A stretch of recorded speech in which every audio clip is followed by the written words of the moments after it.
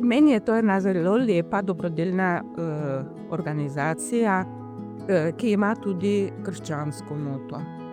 Zelo mi je to lepo in dobro in plemenito dejanje, bom rekla. Res je, da nisem bila članica od vsega začetka, doma je bila bolezen in jaz rajše, kot da bi potem se izgovarjala, da nekaj ne morem, rajše nisem pristopila. Ker res ljudje, ko se na tebe navadijo, ne moreš potem nekoga jim pošiljati pa reči, danes pa ne utegnem, pa bo zdaj. Mislim, ne bi bil način. In potem je pa moja sestra je bila od vsega začetka članica, potem pa je zbolela in takrat sem jaz priskočila na pomoč.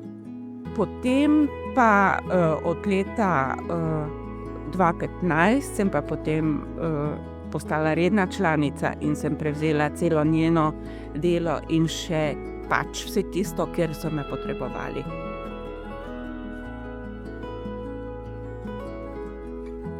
Naše poslanstvo je skrb za vse, ki so pomoči potrebni. Predvsem za starejše, predvsem za ljudi, ki nimajo nikogar, ki si ne morejo pomagati, ki se nimajo na koga obrniti. Naša dolžnost je, da te ljudi obiščemo, da prepoznamo njihove stiske, ne samo materialne. Ti ljudje so najbolj potrebni duhovnega vodstva, moralne podpore. Njim največ pomeni, da se z njimi pogovarjamo, da jih poslušamo, da si vzamemo čas za njih, da vidijo, da se nam ne mudi, da ne gledamo na uro, Bog ne daj. In potem se oni odprejo, potem se nam razkrijejo o svojih težavah, o njihovih nadlogah in potem mi po svojih močeh pomagamo. Po svojih močeh, kolikor je zdaj pač to mogoče.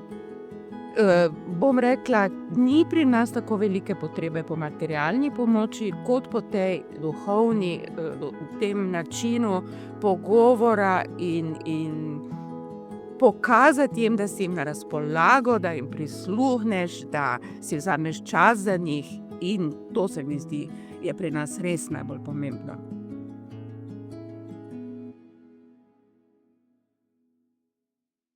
Mi zelo iščemo nove člane. Žal jih je zelo težko nagovoriti, ker pač, hvala Bogu, da razumejo, da to poslanstvo na nek način zahtevno. Na tem zadnjem sestanku, ki smo ga imeli prejšnji teden, smo se pogovarjali o tem, kako bi pridobili mlade. Je govorilo nekaj teh mladih prostovoljcev, ampak jaz mislim, da res ni to za to delo vsak. Ker tu je treba tudi ne samo, da recimo nekateri so zelo navdušeni, zbirajo to hrano po trgovinah zvečer, pa jo zvažajo, naslednje jutro so pripravljeni to razdeliti in vse to.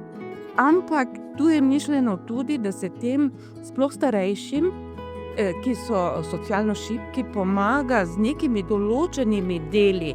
Recimo prebeliti kuhinjo, ki ne bi nič, delo, ki ne bi stalo, potem pokositi travo okoli hiše. To so take konkretne zadeve, ki pa imajo mladi malo pomislek okoli njih, ne? Ker je pač vsem ljubši računalnik, pa vse sami vemo, ne? Pametni telefon pa še kaj. Ampak tu so pa res take konkretne stvari in tu je en premalo. Tu mora biti skupina nekih ljudi, ki bi bili pripravljeni v tej smeri pomagati.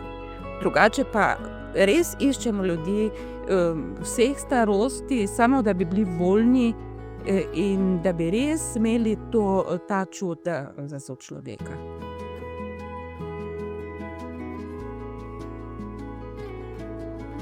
Krasno, to je zelo lep občutek.